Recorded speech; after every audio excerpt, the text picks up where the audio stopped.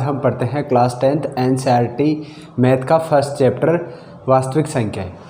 दोस्तों संख्याएं बहुत सी होती हैं, प्राकृतिक संख्या, पूर्ण संख्या, पूर्णांक संख्या, परिमेय संख्या, अपरिमेय संख्या, ये सारी संख्या होती है। इनके बाद में आती हैं वास्तविक संख्याएं। वास्तविक संख्याएं क्या होती है? परिमेय संख्या और अपरिमेय संख्याओं के समूह को वास्तविक संख्या कहते हैं। यानी ऐसी संख्या जिसमें परिमेय संख्या भी आती हो और अपरिमेय संख्या भी सम्मिलित होती है, यानी उनके ग्रुप होते हैं, उनको हम वास्तविक संख्याएं कहते हैं। डेफिनेशन देखें तो परिमेय संख्या, अपरिमेय संख्या और परिमेय संख्या और अपरिमेय संख्या के समूह को वास्तविक संख्याएं कहते हैं। जैसे 3/2, -1/2 और √5, √3, ये क्या है? √5, √3 अपरिमेय संख्याएं हैं, -1/2, 3/2 परिमेय संख्या है। ठीक है, तो इनके समूह को हम क्या कहेंगे? वास्तविक संख्याएं कहेंगे। ठीक है, अब इसके बारे में हम आगे और डिटेल में पढ़ेंगे। एक आता है, अब आगे आता है यूक्लिड विभाजन एल्गोरिथम। यूक्लिड विभाजन एल्गोरिथम क्या होता है? भाज्य बराबर भाजक गुणा भागफल प्लस शेषफल। यानी जैसे हम एक डिवाइड करते हैं, जैसे ऐसे डिवाइड करते हैं, तो इसके अंदर जो संख्या होती है उसको हम कहते हैं भाज्य, और जिससे इसको डिवाइड किया जाता है उसको हम कहते हैं भाजक, और जो आंसर आता है उसको कहा जाता है भागफल। भाग का क्या फल निकला, ठीक है, उसको कहते हैं भागफल। और लास्ट में जो हमारे पास शेष बचता है उसको कहते हैं हम शेषफल। क्या कहेंगे? शेषफल। ठीक है, तो ऐसे हमने डिवाइड किया। तो भाज्य को सिद्ध करने के लिए कि जो भाज्य प्राप्त करने के लिए हम क्या करते हैं कि भाजक और भागफल को गुणा करके शेषफल जोड़ देते हैं, तो हमारे पास भाज्य प्राप्त हो जाता है। ठीक है, तो यही यूक्लिड विभाजन एल्गोरिथम है। इसका उपयोग करके हम आगे HCF निकालेंगे। ठीक है, तो देखते हैं। और अगर इसको हम शॉर्ट फॉर्म में लिखें तो वो क्या लिखेंगे? A = BQ + R। अब पढ़ते हैं हम एक्सरसाइज 1.1 का फर्स्ट क्वेश्चन। निम्नलिखित संख्याओं का HCF यूक्लिड विभाजन एल्गोरिथम का प्रयोग करते हुए ज्ञात करें। ठीक है, तो ये संख्या है 135 और 225 का हमें HCF निकालना है यूक्लिड विभाजन एल्गोरिथम का प्रयोग करते हुए। ठीक है, यूक्लिड विभाजन एल्गोरिथम ये है A = BQ + R। इसका उपयोग करते हुए हमें HCF का मान निकालना है। ठीक है, तो देखो कैसे निकालेंगे। तो फर्स्ट पहले वाले लिखेंगे 135 और 225, नीचे लिखेंगे यूक्लिड विभाजन एल्गोरिथम का प्रयोग करते हुए। यूक्लिड विभाजन एल्गोरिथम का प्रयोग करते हुए, एल्गोरिथम का प्रयोग करते हुए। अब उसकी करते हुए, ठीक है, अब लिखेंगे वो क्या है? A = BQ + R। ठीक है, यही है। इसमें A बड़ा रहे, ठीक है, A बड़ा होगा B से, A बड़ा होगा B से।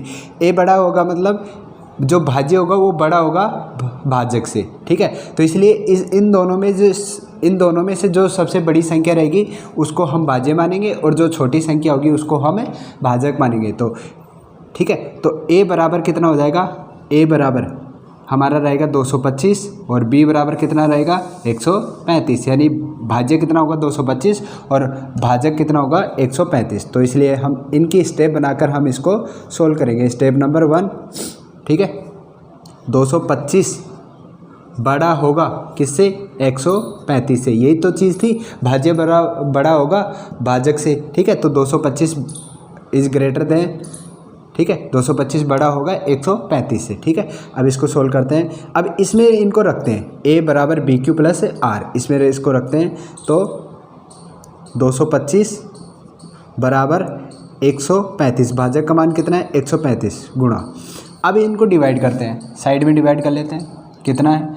भाज्य कितना है? 225, भाग कितने का करेंगे? 135 का। अब देखो दो बार करूँगा तो 270 तो 225 से ज़्यादा चला जाएगा।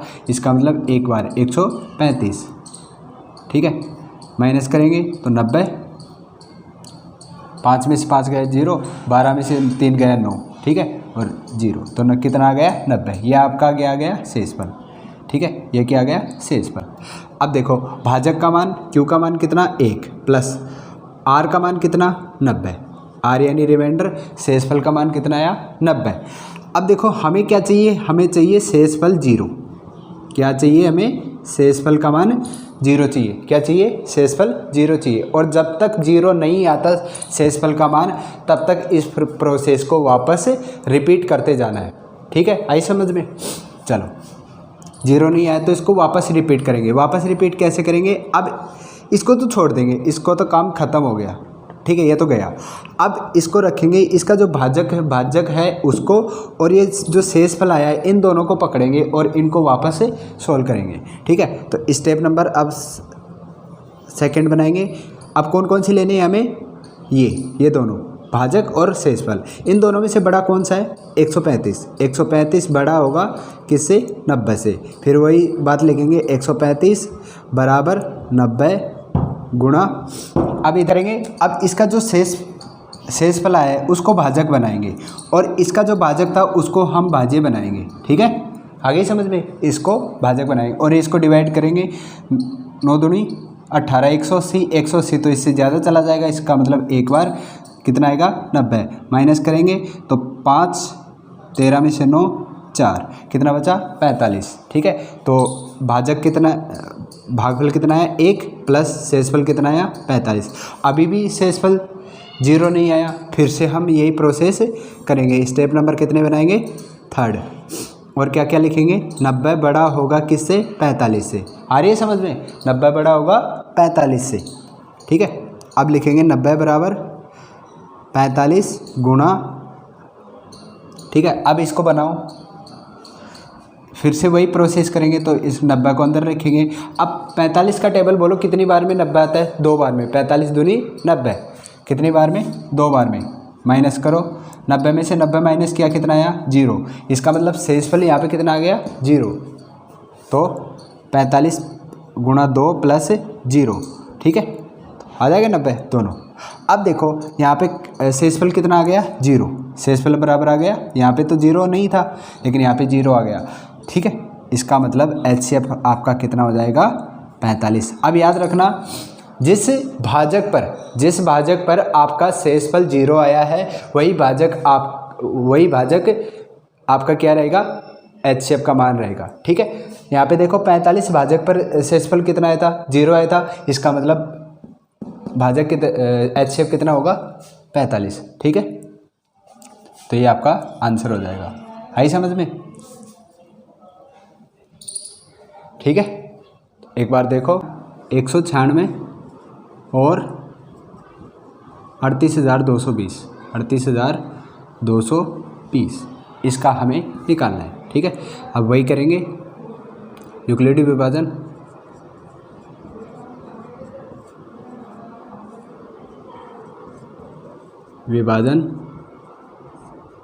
Algorithm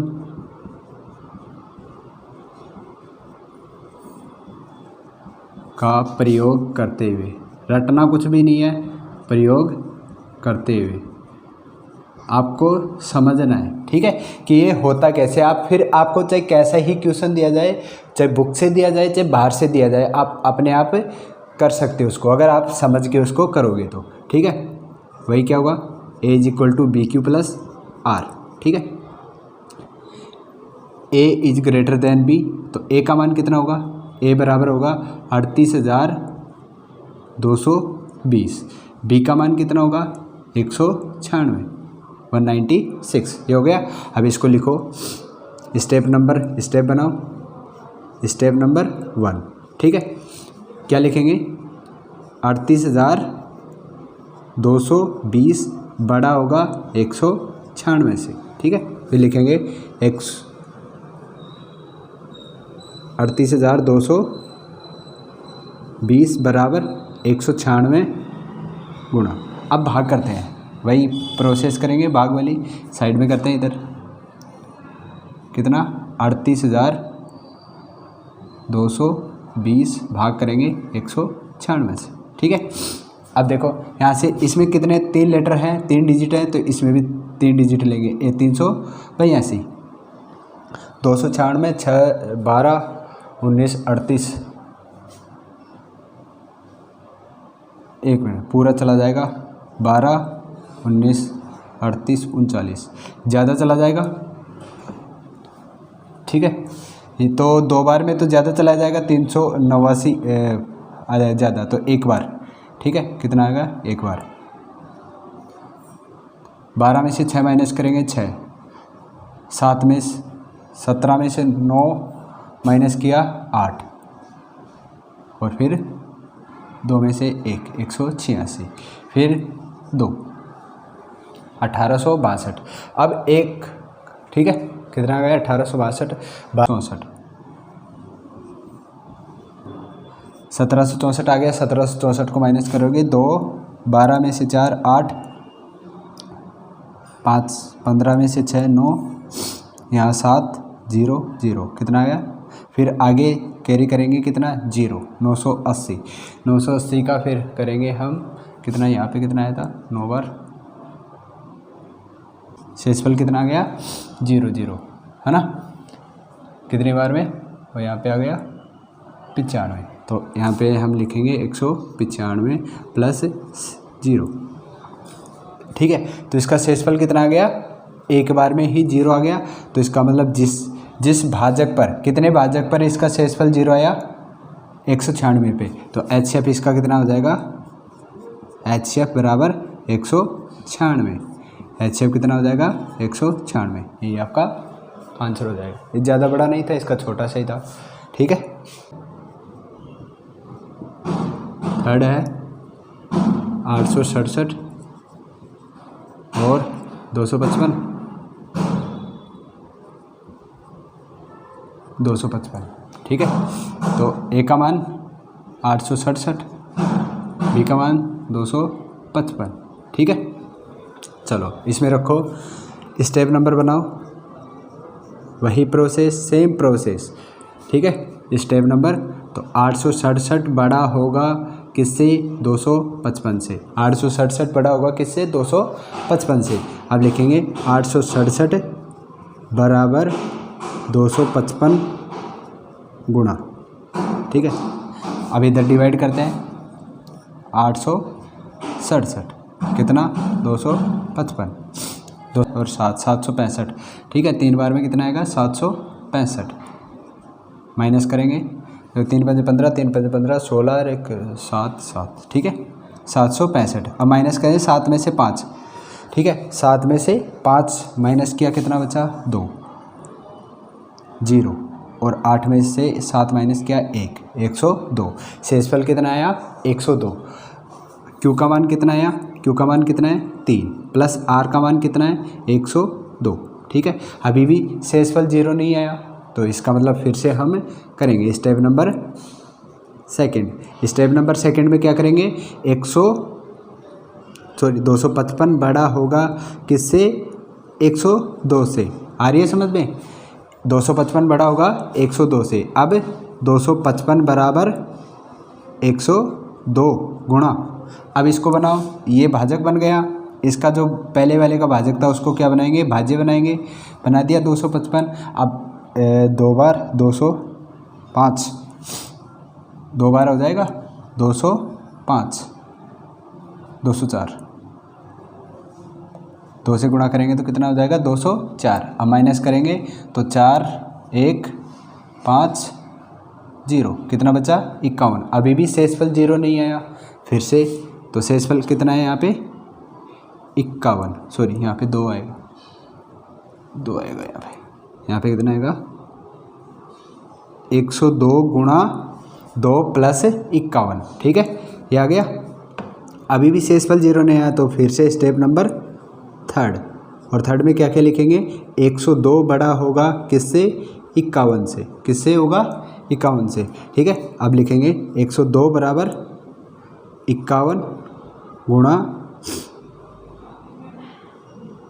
2 plus 0। ठीक है, अब देखो 151, 102 भाग क्या करेंगे तो 2 बार आता है।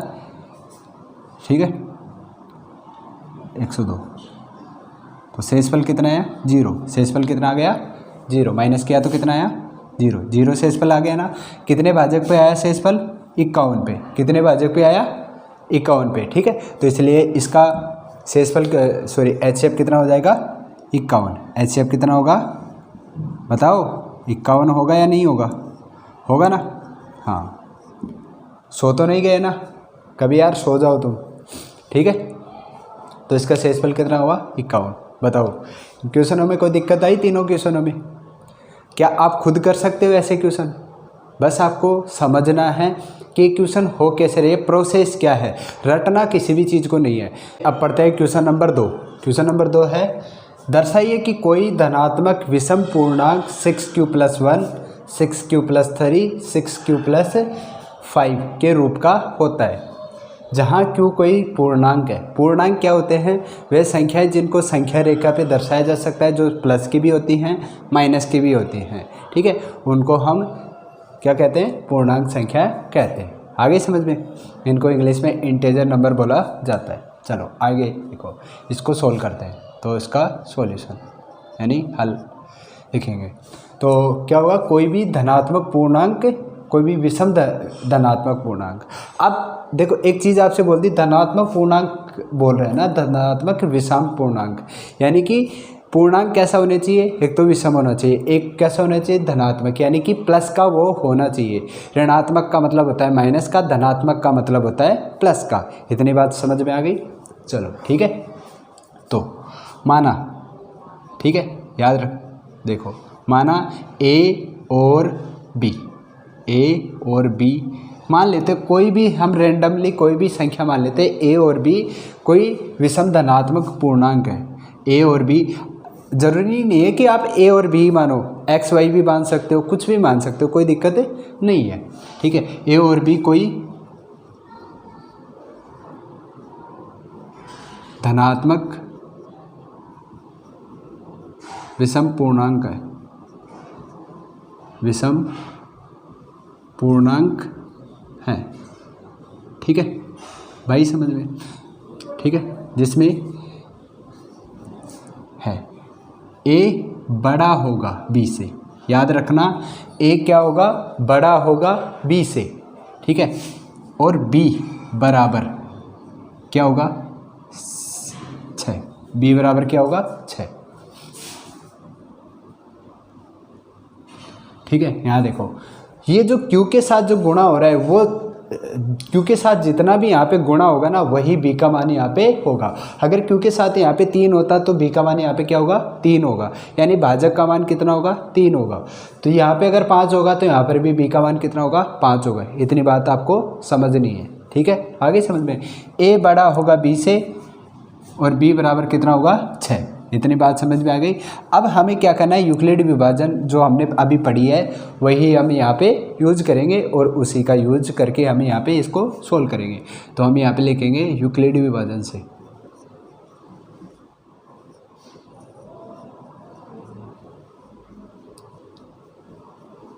यूक्लिड विभाजन प्रेमिका भी बोल सकते हैं,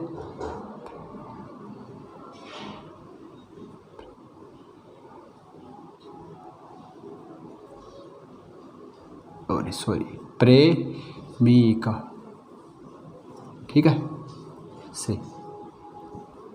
वो करेंगे। तो उससे करेंगे तो वो क्या है? उसका पहले तो स्टेटमेंट लिखेंगे A = BQ+R, ठीक है, जबकि R बड़ा होगा या बराबर हो सकता है, R का मान बराबर हो सकता है 0 के, या 0 से बड़ा होगा, लेकिन वो छोटा होगा किससे? B से। B के मान से क्या होगा? हमेशा छोटा होगा। R का मान बड़ा हो सकता है या बराबर हो सकता है 0 के, लेकिन B से हमेशा छोटा रहेगा, यानी कि भाजक से हमेशा छोटा रहेगा कौन? शेषफल। आगे समझ में? चलो इतना समझ में आएगा। तो अब यहाँ पे लिखेंगे हम R बराबर, तो यहाँ आ गया, अतः यहाँ R बराबर, यहाँ R का मान क्या क्या हो सकता है?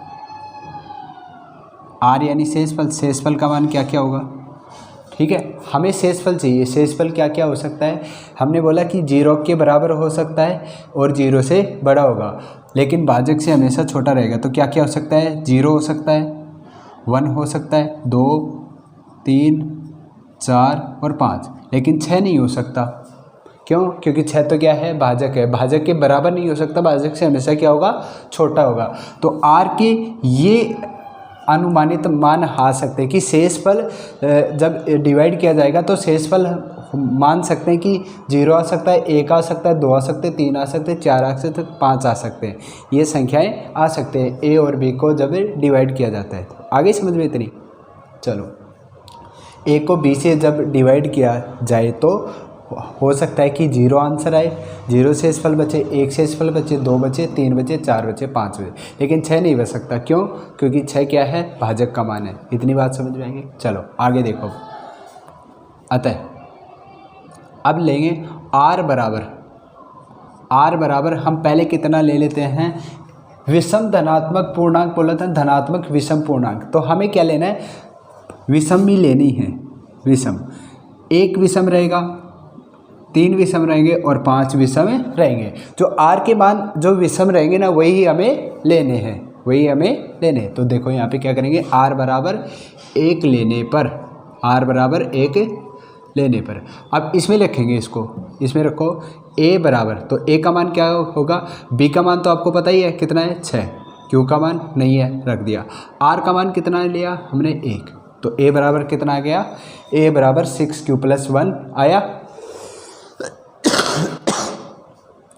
a बराबर 6q + 1 ये आ गया।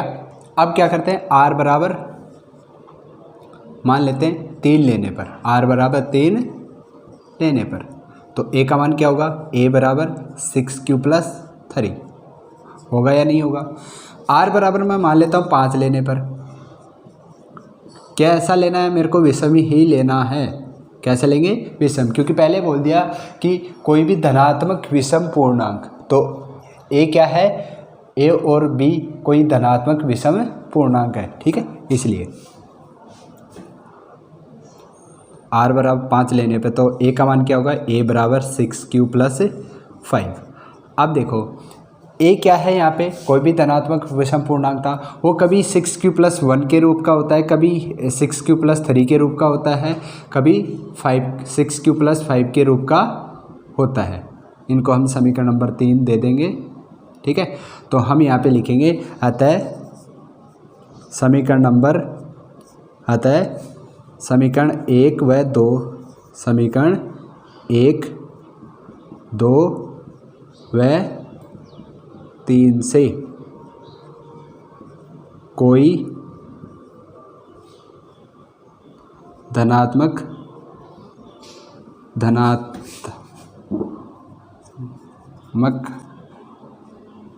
विषम पूर्णांक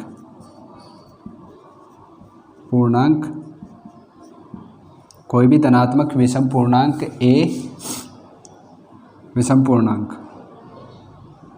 a 6q + 1, 6q + 3, 6q + 5 के रूप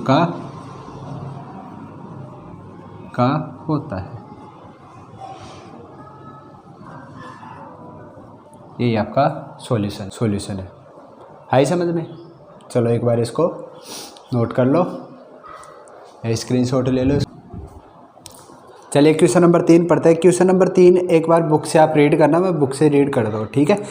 किसी परेड में 616 सदस्यों वाली एक सेना की टुकड़ी है। किसी परेड, कोई परेड है, उसमें 616 सदस्यों की एक सेना की टुकड़ी है। टुकड़ी को 32 सदस्य वाली एक आर्मी बैंड के पीछे मार्च करना है। दोनों समूहों को समान संख्या वाले स्तंभों में मार्च करना है। तो उन स्तंभों की अधिकतम संख्या बताइए, ठीक है। उन स्तंभों की अधिकतम संख्या आपको बतानी है, ठीक है। तो अधिकतम संख्या, स्तंभों की अधिकतम संख्या निकालने के लिए हमें HCF ज्ञात करना होगा। क्या करेंगे? हम इन दोनों का HCF निकालेंगे। सीधी सी बात है, ज़्यादा दिमाग लगाना नहीं है हमें, ठीक है। जब भी ऐसे बोले समान स्तंभ लेने हो और स्तंभों की अधिकतम संख्या हमें पूछे, तो हमें क्या निकालना होता है? HCF निकालेंगे। हम क्या निकालेंगे? इनका HCF निकालेंगे। हम क्वेश्चन नंबर 1 में जैसे HCF निकाले थे, सेम उसी तरीके से यूक्लिड विभाजन का यूज़ करके हम यहाँ पे HCF निकाल सकते हैं, ठीक है।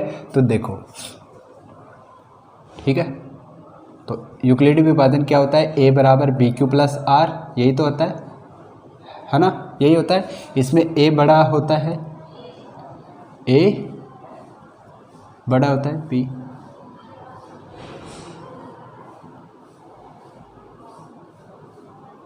ठीक है, बड़ा।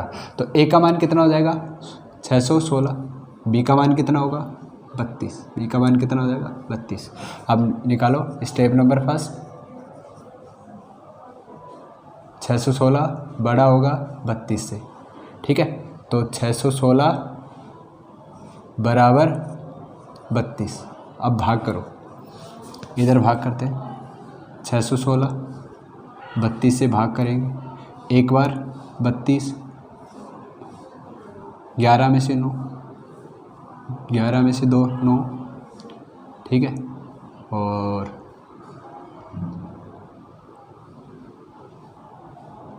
2 29, ठीक है। फिर उसके बाद में 6 कैरी किया, कितना 6 कैरी किया। अब 32 का टेबल बोलेंगे तो 32 6 320, 6 बार करके दे तो 12 6 18,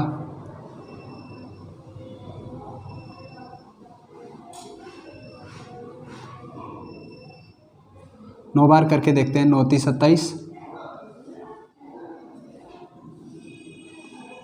9 दूनी 18, 9 3 27, 27 और 1 28, 288।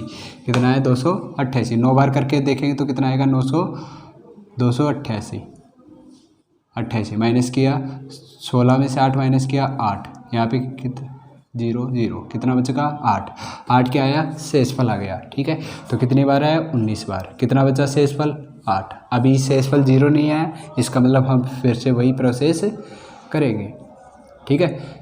स्टेप नंबर 2, ठीक है।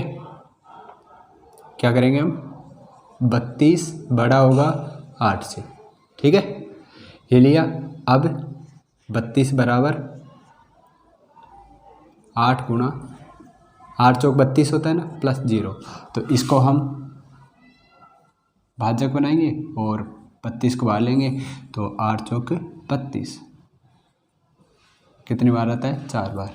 शेषफल कितना है 0, ठीक है। तो शेषफल कितना आ गया 0, कितने पे आया शेषफल 0, 8 पर, 8 भाजक पर आया ना, तो इसका मतलब HCF बराबर 8, HCF कितना हो जाएगा 8, यही आपका 8। तो हम यहाँ पे लिख देंगे स्तंभों की अधिकतम संख्या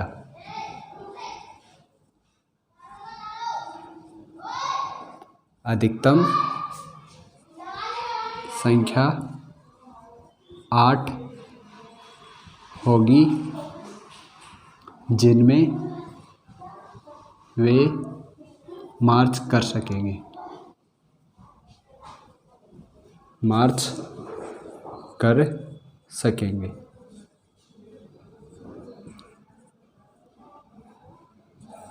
ठीक है। स्तंभों की संख्या अधिकतम संख्या 8 होगी, ठीक है, 8 होगी, जिनमें वे मार्च कर सकेंगे, ठीक है। ये आपका आंसर होगा।